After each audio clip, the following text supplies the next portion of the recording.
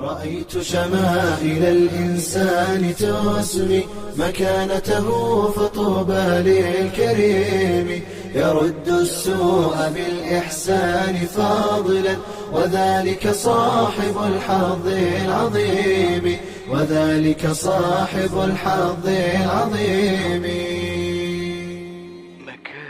مكارم.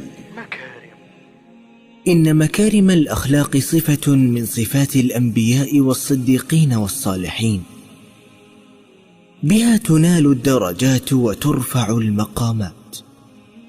وقد خص الله جل وعز نبيه محمدا صلى الله عليه وسلم بآية جمعت له محامد الأخلاق ومحاسن الآداب، فقال تعالى: وإنك لعلى خلق عظيم.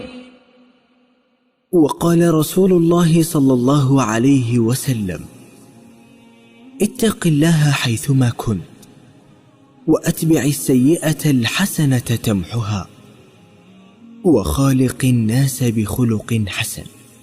وقال الحسن البصري رحمه الله تعالى: معالي الأخلاق للمؤمن قوة في لين، وحزم في دين، وإيمان في يقين، وحرص على العلم، واقتصاد في النفقة، وبذل في السعة، وقناعة في الفاقة، ورحمة للمجهود، وإعطاء في كرم، وبر في استقامة.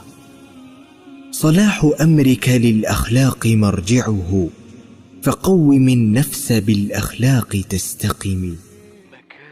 مكارم الأخلاق صافا، ومعوانا على الخلق القويم. وكن بمكارم الأخلاق صافا، ومعوانا على الخلق القويم.